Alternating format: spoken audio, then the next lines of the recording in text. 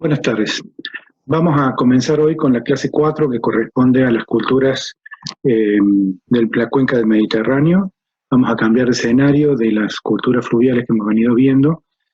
para comenzar a trabajar con las culturas clásicas. Entre ellas vamos a ver hoy Grecia y la semana que viene Roma. Y vamos a trabajar con dos partes de la cultura griega en particular, la que corresponde al periodo clásico, aproximadamente entre los siglos 6, 5 y 4 antes de Cristo, y la cultura helenística a partir de ahí en relación a la expansión de Alejandro Magno hacia Oriente.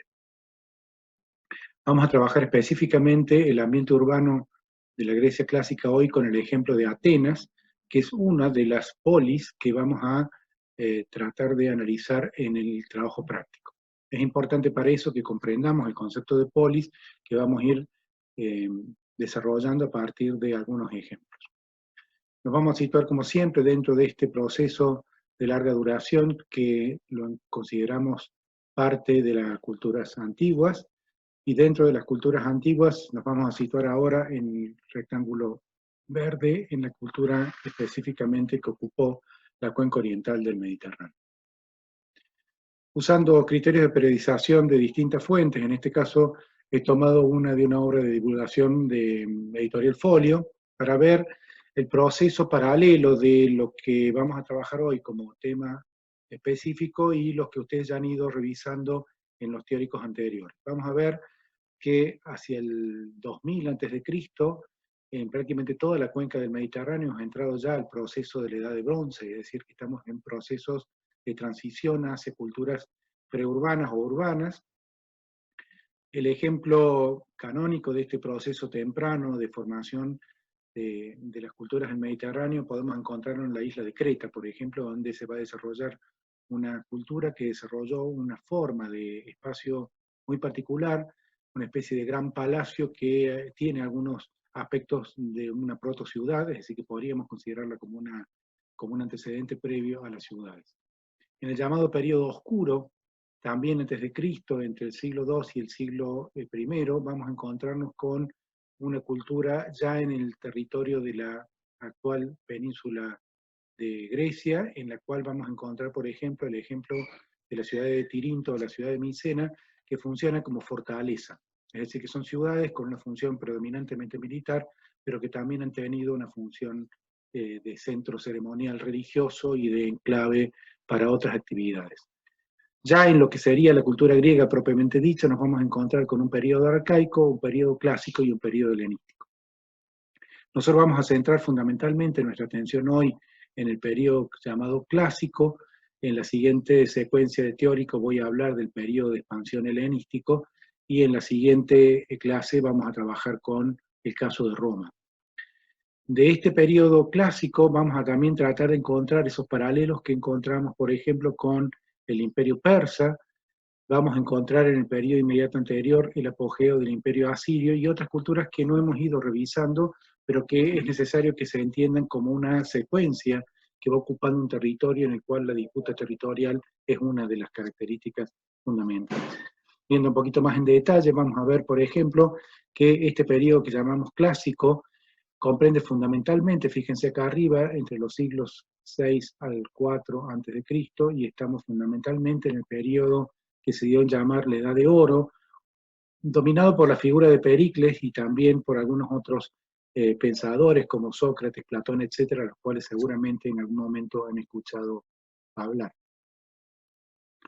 El territorio sobre el que nos vamos a situar, vamos a usar la misma imagen que utilizamos en los teóricos anteriores y vamos a ir haciendo un repaso rápido de lo que hasta ahora hemos revisado. ¿Sí? Empezamos con nuestra revolución agrícola en probablemente la más temprana, en Jarmo,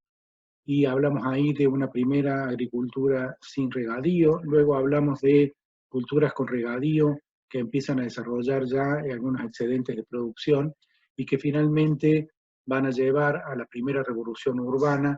por entre el 3800 aproximadamente antes de Cristo hasta por lo menos el 3200, con una cultura muy característica que fue la sumeria en la Baja Mesopotamia. Luego revisamos también el caso del río Nilo y el imperio egipcio, que va a tener también tres etapas muy claramente diferenciadas, un imperio antiguo, uno medio y uno nuevo, dentro del cual nosotros hemos trabajado en particular con el caso de Tebas o con el caso de Tel el Amarna, correspondiendo cada una de ellas al medio o al nuevo de los imperios egipcios. Sobre esa parte de la media luna fértil que ocuparon estas dos culturas, se va a desarrollar una cultura que unificó en parte ese territorio bajo una doctrina militar y fuertemente centralizada en ciudades de mayor tamaño, que fue la cultura asiria, que fíjense en esta mancha que coloreado acá de color té con leche, se ve la expansión a la que llegó. ¿Sí? Es importante entender porque estas culturas van a ser de transición entre el sistema más temprano de las culturas urbanas sumerias y babilónicas a la cultura que va a ocupar luego prácticamente todo el Asia Menor y parte del África. Además es importante reconocer que junto con culturas urbanas asentadas se van a desarrollar también otras formas culturales como la de los fenicios, que a partir de su origen con asentamientos en la zona costera del este del Mediterráneo, van a expandir su cultura no solo a las islas griegas del mar Egeo, sino también ocupando parte del norte de África con colonias portuarias en los bordes de lo que había sido el imperio egipcio, en el borde del África Norte, llegando a lo que actualmente sería Túnez y Marruecos, y ocupando finalmente incluso parte del continente europeo en la parte sur de la península ibérica y en las costas de la Italia más al sur. Eso explica el por qué gran parte de esta cultura que se había desarrollado en estos continentes asiáticos o en el norte de África se va a expandir progresivamente, portada por estos comerciantes, navegantes, expertos, que van a transmitir no solamente su conocimiento comercial y su manejo náutico, sino también parte de los desarrollos culturales, científicos y tecnológicos que correspondieron a la cultura egipcia o a la cultura mesopotámica. Y eso explica también la importancia que tienen algunos aspectos ligados al lenguaje escrito que permitieron su transmisión e incluso parte del lenguaje que nosotros utilizamos hoy y de la notación numérica que utiliza justamente caracteres que podríamos identificar de origen arábico y luego transmitidos por Fenicia. Este enorme territorio que ocupó la cultura mesopotámica, egipcia y asiria luego, fue ocupado por un nuevo sistema cultural expansivo, imperial, de origen militar fundamentalmente, que fue la cultura persa. La cultura persa, puesta acá en celeste claro, van a ver que avanza sobre las costas del Asia Menor, avanza sobre todo el borde del Mar Negro, llegando a ocupar también parte del Mediterráneo Oriental, lo que había sido el territorio egipcio también, y fundamentalmente se expande hacia Oriente, ocupando los países actuales de Irak, de Irán y de Turquía. Nos vamos a encontrar sobre este territorio con una nueva cultura nacida fundamentalmente en las islas griegas y que va a ir progresivamente ocupando esta parte de la cuenca del Mediterráneo, el mar Egeo, y dentro de esa cuenca se va a ir desarrollando tres corrientes migratorias fundamentalmente que se van a fusionar en lo que hoy denominamos cultura griega. Tienen en común una lengua, una forma de ocupación del territorio mediante agricultura, ganadería, pesca y comercio, y van a caracterizarse fundamentalmente por una cultura marítima, ligada fuertemente en forma económica a la riqueza del mar Mediterráneo. Esa cultura va a finalmente ocupar la península del Peloponeso, parte de lo que actualmente sería el territorio griego, las islas del Mediterráneo Oriental, parte de la costa del Asia Menor, Creta, e incluso van a llegar hasta el borde más alejado del Mediterráneo Oriental. Ahí ya estamos hablando de una cultura griega con las características de idioma en común, un santuario de dioses comunes y una cultura politeísta fuertemente anclada en algunos aspectos que tienen que ver con la interpretación de la naturaleza. Vamos a ver cómo esa Grecia se va a consolidar a partir de un conjunto de ciudades-estado que van a funcionar en forma independiente, cada una de ellas, manejándose en forma autárquica en términos políticos, pero que constituyen ligas comerciales con los puertos con los cuales tienen intercambio fluido en términos navales fundamentalmente, y que van a llegar a ocupar no solamente los territorios del Asia Menor que vemos acá pintados en naranja, sino también parte de lo que se llamó la Magna Grecia en el periodo romano, es decir, el sur de Italia, la península itálica en la parte este y oeste, y vamos a encontrar también en la isla de Sicilia, e incluso algunas colonias más alejadas hacia el norte. Esto explica el por qué se fusionan culturas que tienen que ver con la parte media de Europa y este conjunto de otras culturas que habían ocupado la cuenca este del Mediterráneo. Esa cultura va a ser invadida posteriormente por Macedonia, una cultura militarizada, fuertemente anclada también en un concepto de Estado potente y expansivo, que va a ocupar el espacio de la Grecia clásica y va a avanzar sobre el territorio de lo que había ocupado fundamentalmente las ciudades-estado independientes griegas, formando un enorme imperio que va a tender luego, por expansión sucesiva en términos militares, durante la ejecución militar de Alejandro Magno, a ocupar el territorio de lo que había sido Persia, gran parte del territorio oriental, ya ocupando países incluso más lejanos, con lo que hoy sería Pakistán o la India, y ocupando también el norte del viejo imperio egipcio. El territorio sobre el cual se van a situar estos periodos de la cultura griega está fuertemente condicionado por una naturaleza montañosa, con un recorte de costas muy marcado, es decir, un perímetro de costas particularmente accidentado, que tiene como ventaja la existencia de numerosos puertos naturales que permiten la navegación en forma relativamente segura.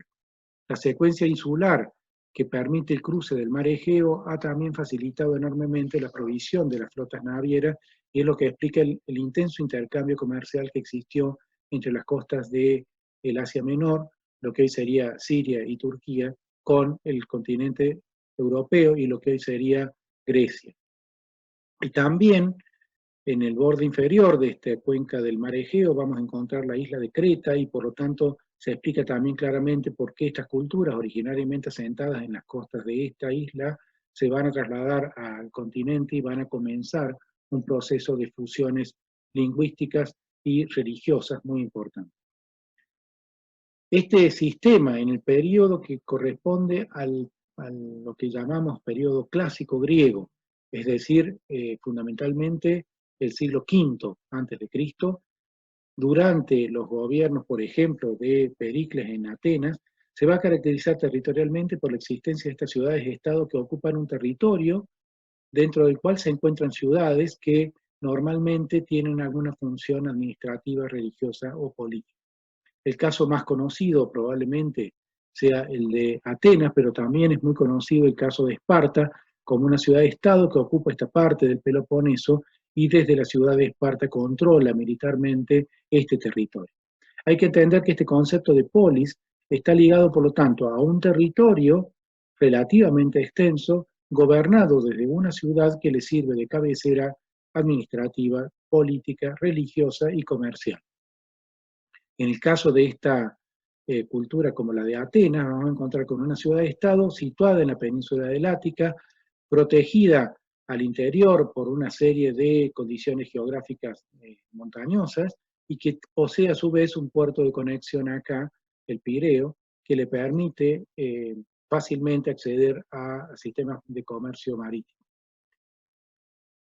El otro aspecto importante para entender la construcción del territorio griego tiene que ver con la religión. Una religión politeísta basada, dijimos, en el culto a la naturaleza, pero que tiene también un enorme panteón de dioses, semidioses y héroes que van a ir constituyendo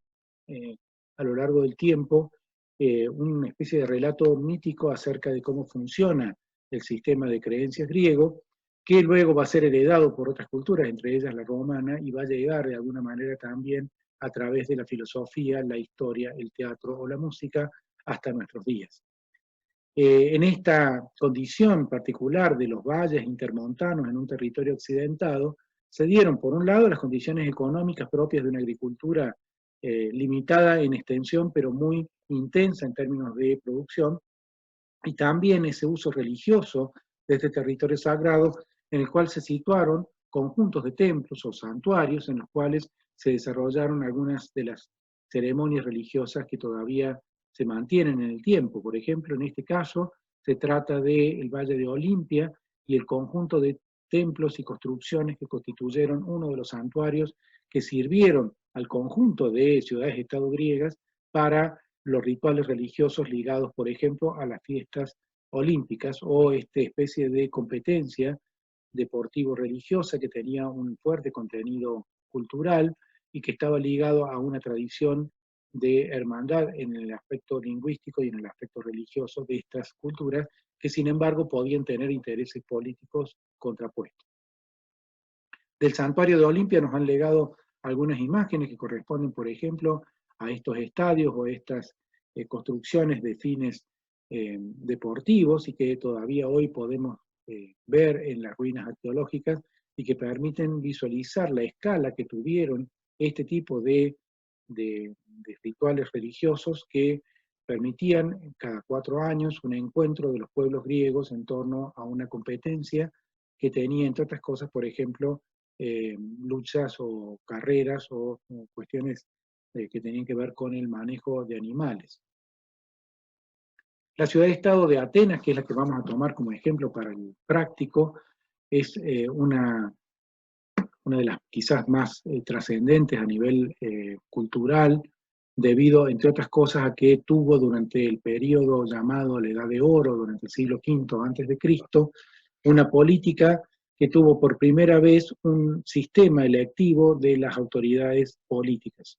Este sistema, que delegaba en una asamblea la autoridad administrativa, tiene que ver con la posibilidad de que los integrantes de este territorio, integrado por la península del Ática, pudieran participar en la toma de decisiones en esta pequeña porción del territorio, que es la ciudad de Atenas propiamente dicha, en una institución que se llama la Asamblea. Este mecanismo, hoy conocido como democracia, nació justamente en esta ciudad y es quizás uno de los legados más importantes de la cultura griega al resto del mundo. Fíjense que acá, ubicándonos en el mapa de la izquierda, podemos ver la península del Ática, una parte de la cual, pintada de rosa, indica lo que ocuparía la ciudad-estado de Atenas, y este punto amarillo, puesto acá en escala, en este mapa de acercamiento, representa lo que es la parte amurallada y por lo tanto cerrada del conglomerado urbano propiamente dicho. Es importante que entiendan este salto de escala desde esta escala territorial a esta de, digamos, periurbana en relación a una ciudad-estado, y finalmente acá abajo el detalle de lo que es esta mancha amarilla propiamente urbana que vamos a localizar más al detalle en las placas que siguen. Las características del terreno donde se sitúa la ciudad de Atenas tienen que ver con algunas colinas, muchas de las cuales han sido transformadas artificialmente y que sirvieron en primera instancia como refugio militar, pero también como enclave simbólico. Por ejemplo, esta colina, nivelada en la parte superior por una meseta amurallada, contiene el santuario de la ciudad, que por su posición en lo alto es llamado la Acrópolis de Atenas. La Acrópolis de Atenas quizás el más interesante de los referentes religiosos de esta cultura, porque permite vislumbrar aún hoy fuertemente la incidencia simbólica de este punto más alto sobre el resto de la ciudad. Este croquis que estoy presentando acá corresponde a uno de los arquitectos más importantes del siglo XX, es Le Corbusier. Ustedes lo van a estudiar en detalle en nivel 3, en Historia 2, pero probablemente ya lo escucharon nombrar en el curso de nivelación. Este gráfico que pongo acá lo pongo justamente para explicar una forma de representación que vamos a utilizar frecuentemente también en la cátedra y en otras asignaturas, obviamente, que tiene que ver con la representación de las diferencias de nivel por cotas, es decir, por curvas que tienen exactamente la misma altura con relación a un punto cero que normalmente se toma el nivel del mar como referente, ¿sí? Este sistema permite entender entonces que cada uno de estas curvas ovoides corresponde a una altura determinada y que este gráfico estaría representando como si en este perfil viéramos una serie de secciones horizontales que van determinando cada una de ellas en el cruce con la curva el punto de igual altura, ¿sí? Esta forma de representación es sumamente práctica porque podemos ver claramente cuando se amontonan las curvas una cima o probablemente una pendiente más pronunciada, y cuando se alejan las curvas una pendiente menos pronunciada. En este gráfico que estamos viendo acá justamente corresponde a dos cimas relativamente importantes en altura, 1100 metros sobre el nivel del mar, y una garganta o un espacio intermedio que podría servir de valle o de espacio con menos pendientes, ¿sí? Corresponde justamente al caso de la ciudad de Atenas, que tiene en esta representación que la hacemos ahora acá en 3D, en una maqueta elaborada justamente por alumnos de esta asignatura en años anteriores, cómo se puede representar una montaña, una colina en realidad de menor tamaño que una montaña en términos de lo que conocemos en la geografía de Córdoba, sobre la cual se ha construido esta meseta artificial que llamamos el Santuario de la Acrópolis, y una colina de menor altura, el Areópago, donde también vamos a encontrar algunas instituciones, y un valle dentro del cual se ha construido uno de los espacios urbanos más importantes de la ciudad de Atenas, que es el Ágora de Atenas, ¿sí? Fíjense que este conjunto urbano que estamos representando acá con esta maqueta de cartón tiene aproximadamente, usando la escala gráfica, 300, 600, 900, 1200 metros aproximadamente, seleccionándola en este sentido, ¿sí? Eso nos ayuda bastante también para entender la escala que tiene cada una de estas manzanas que vamos a representar acá como esta forma de ocupación tan particular que tiene esta ciudad. Fíjense que si este fue el asentamiento inicial, la ciudad se fue desarrollando siguiendo aproximadamente las cotas de nivel en forma concéntrica en relación a este nodo simbólico de la Acrópolis. Hay otras reconstrucciones, yo estoy mostrando distintos tipos de gráficos para que vean las posibilidades de representación que tiene esta escala urbana. Y acá estamos viendo, por ejemplo, una reconstrucción hipotética de esta ciudad de Atenas, que a su vez se conecta mediante un camino amurallado con el puerto del Pireo, que es justamente el lugar donde se sitúan las actividades comerciales o de preservación de productos fundamentalmente alimenticios, pero también militares. Otra forma de representación más cercana a lo que probablemente ustedes ejerciten en su trabajo práctico está hecha a partir del documento gráfico que ustedes mismos disponen, en el cual podemos ver, por ejemplo, cómo se han coloreado mediante un código convencional el espacio que tiene una función eminentemente política de un color, por ejemplo en este caso rojo, y la que tiene una función eminentemente religiosa con un color magenta, que vengo usando ya también en otras de los gráficos anteriores. El agua lo represento con un color convencional, por ejemplo celeste. Los cursos de agua dulce también son importantes de identificar porque nos permiten ver también de qué manera se proveía de agua a esta ciudad o evacuaba sus residuos. Y también vamos a ver en esta línea negra de mayor espesor a borde, es una representación esquemática de una muralla que representa también la defensa militar de la ciudad y la separación del adentro, del espacio interior de la ciudad, del espacio exterior que todavía sigue siendo parte del territorio de la polis de Atenas. Este caso en particular, que tiene esta larga extensión de muros que conecta esta ciudad con un camino con el puerto del Pireo, cuyo borde negro nos indica también la existencia de una muralla y dos grandes puertos naturales que se corresponden con accidentes preexistentes que son utilizados a estos fines. En el caso de Atenas existe además otro muro exterior que probablemente servía como primera defensa en caso de una invasión militar.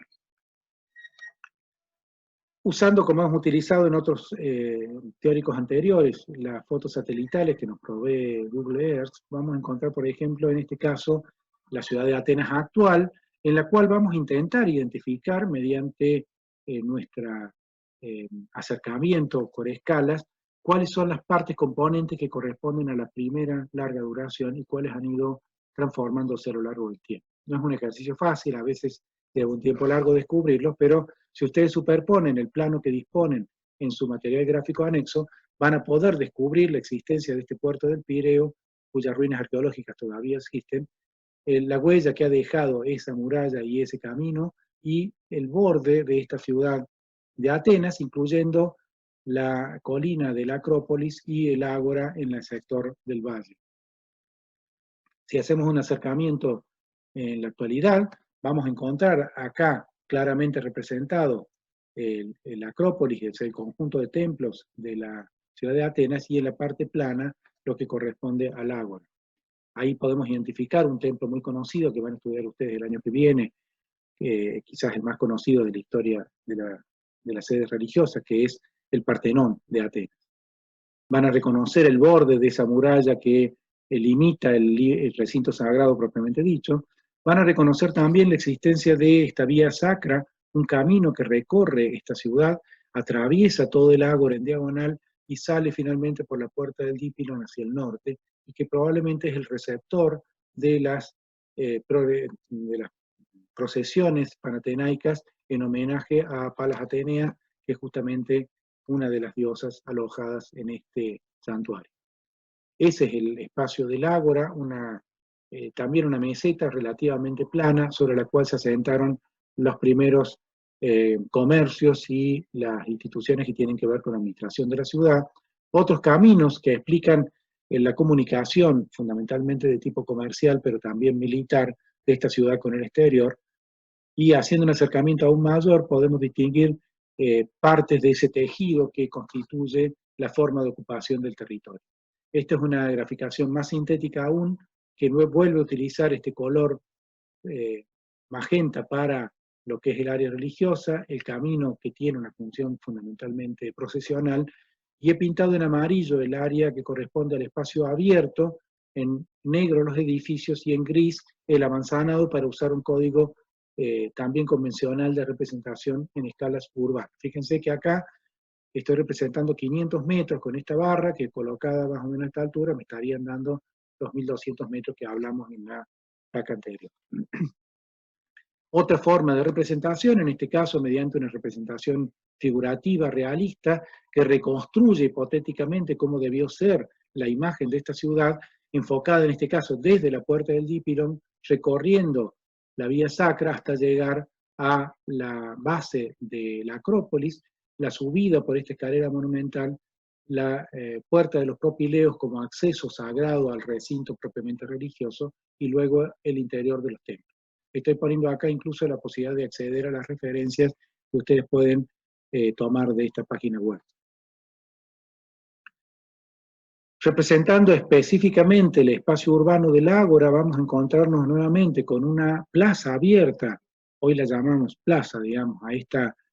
planada vacía, alrededor de la cual se van a ubicar una serie de edificios que en este caso tienen la particularidad de ser alargados, de tener una posición que va circundando este espacio, y que tenían en este caso fundamentalmente una función de tipo comercial, acá representada por este color, mientras que hay otros que están pintados acá en color magenta, representan más bien una función religiosa, y vamos a encontrarnos también con algunos otros que tienen funciones de tipo político o administrativo.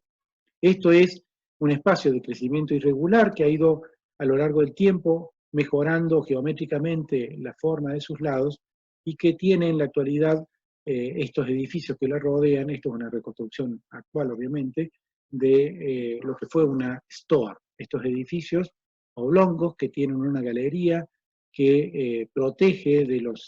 sol, fundamentalmente en estos climas, a el comercio, y que en la parte posterior tiene una serie de habitaciones cerradas que servirían de depósito para el intercambio de mercaderías. Otras imágenes que podemos utilizar son las fotos. Las fotografías son sumamente útiles también para entender la escala del espacio. En este caso, una fotografía tomada por también Le Corbusier, que nos sirve de referencia de cómo un arquitecto del siglo XX miró esta ciudad, la observó. Y algunos dibujos en distintas formas de representación para que tengan una idea de las alternativas que tienen también para empezar a desarrollar su interpretación del espacio. Las fotos actuales permiten también identificar claramente la diferencia entre un espacio natural apenas intervenido por el hombre y estas otras que en cambio se encuentran fuertemente artificializadas, amuralladas, y que contienen este recinto sagrado de la Acrópolis. Estas construcciones con arcos que se encuentran al pie de la Acrópolis corresponden ya al periodo romano, porque para esta clase la vamos a desestimar. Sí nos interesa la forma de los teatros, porque estos teatros aplicados sobre la ladera de la montaña muestran una forma de interpretación de la naturaleza propiamente griega, que no va a ser la misma que vamos a ver en culturas posteriores. Les voy a mostrar también ejercicios hechos por alumnos de la misma época en que están ustedes de cursado, para mostrar avances que pueden ser la expectativa que tenemos en relación a sus trabajos prácticos. En este caso, líneas de tiempo, comparativas, algo muy parecido a lo que ustedes están haciendo en la primera parte de este trabajo práctico. Fíjense, mediante color recortado en tiras o mediante fibrones, recursos gráficos bastante simples, algunos textos explicativos de conceptos básicos que estamos utilizando, son el tipo de recursos a los que aspiramos que ustedes vayan practicando. El rótulo identificatorio, muy importante para nosotros, con el color que corresponde a la comisión y el turno, en este caso turno negro. Es importante que lo identifiquen al trabajo para que en caso de que podamos materializar la entrega, lo podamos reconocer como perteneciente a esta comisión y no a otra. Otros ejemplos donde estamos utilizando, por ejemplo, planiferios mudos sobre los cuales vamos haciendo transparencias mediante un papel vegetal o lo que tengan en la casa en este momento. Recursos gráficos muy simples que ustedes pueden rápidamente aplicar, en este caso corresponde a las primeras formas de ocupación urbana a nivel universal, y que podemos hacer con prácticamente todos los recursos que podamos disponer en cualquier hogar, por más que estemos en condición de aislamiento. Otros ejemplos, estos son de años anteriores, que corresponden a un esquicio, es decir, una instancia de evaluación en la cual les pedimos representar justamente la ciudad de Atenas en varias escalas, la escala territorial más amplia, la escala de aproximación urbana, la escala urbana propiamente dicho, y la escala de espacio urbano, en la cual ya podemos distinguir edificios, recorridos, muros, etcétera, e incluso cierto detalle del espacio del ágora, y en este caso el alumno llega incluso en la representación de una manzana del área residencial de esta ciudad. La Acrópolis de Atenas, croquisada, en este caso de un alumno obviamente con habilidades gráficas muy desarrolladas, probablemente ya practicadas en instancias formativas previas. Me interesa mucho que lo reconozcan porque es una de las formas que vamos a utilizar para graficar y que esperamos que se vayan animando a hacer. Nos vemos en la segunda parte en un rato.